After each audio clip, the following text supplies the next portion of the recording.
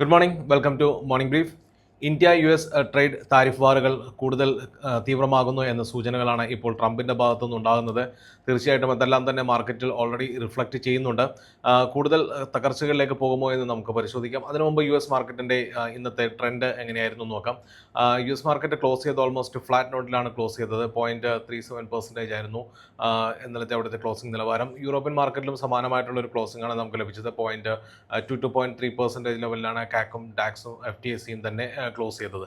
ഇന്ന് ഏഷ്യൻ മാർക്കറ്റിലേക്ക് വരികയാണെങ്കിൽ ഏഷ്യൻ മാർക്കറ്റിലെ ഓൾമോസ്റ്റ് എല്ലാ ഇൻഡെക്സസും ഒരു പോസിറ്റീവ് നോട്ടിലാണ് സ്ഥിതി ചെയ്യുന്നത്. പക്ഷേ എക്സെപ്റ്റ് ചൈന ആൻഡ് ഇന്ത്യ സൂചിപ്പിക്കുന്നതും ഒരു നെഗറ്റീവ് സെൻറ്റിമെൻറ്റ്സിലാണ്.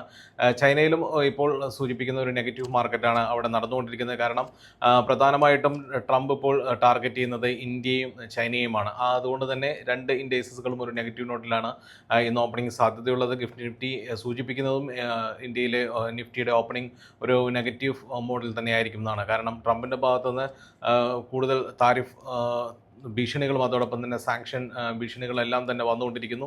എന്നാൽ ഇന്ത്യയും ശക്തമായി തന്നെ കണക്കുകൾ നിരത്തി അതിനോട് ചെറുത്ത് നിൽക്കുന്നുണ്ട്. ഇന്ത്യൻ എക്കണോമി വളരെ ബൂസ്റ്റ് ചെയ്തുകൊണ്ടിരിക്കുന്ന ഒരു സമയം കൂടിയാണ്. RBIയുടെ കഴിഞ്ഞ ദിവസത്തെ പോളിസി മീറ്റിലും അതിനെക്കുറിച്ചുള്ള കമൻറ്റുകളുണ്ടായിരുന്നു. ഇൻഫ്ലേഷൻ ഫിഗേഴ്സ് എല്ലാം തന്നെ RBI ഫോർകാസ്റ്റ് കുറച്ചുകൂടെ കുറച്ചു എന്നുള്ള വാർത്തകളും കഴിഞ്ഞ ദിവസം ഉണ്ടായിരുന്നു. അതെല്ലാം തന്നെ ഇന്ത്യൻ എക്കണോമിയുടെ കരുത്ത് തന്നെയാണ് സൂചിപ്പിക്കുന്നത്. അപ്പോൾ ഈ ഒരു സെൻറ്റിമെൻറ്റ്സ് മാർക്കറ്റിലൊരു ചെറിയ കറക്ഷൻസ് സാധ്യതകൾ നൽകുന്നുണ്ട്. എന്നാൽ കൂടി ഇന്ത്യയുടെ ഫണ്ടമെൻ്റൽസ് വളരെ സ്ട്രോങ് ആണ്. അതിൽ തന്നെ വിശ്വസിച്ചുകൊണ്ട് നമുക്ക് നിക്ഷേപങ്ങൾ തുടരാം. ഇപ്പോഴത്തെ സാഹചര്യത്തിൽ ടെക്നിക്കലി ഒരു കറക്ഷൻസ് നിഫ്റ്റിയിൽ പോസിബിൾ ആണ്.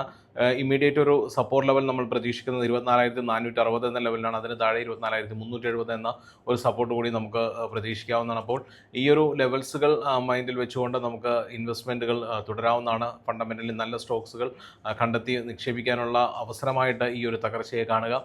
ഏവർക്കും ഒരു ശുഭ ട്രേഡിംഗ് ദിനം നേരുന്നു. Thank you so much.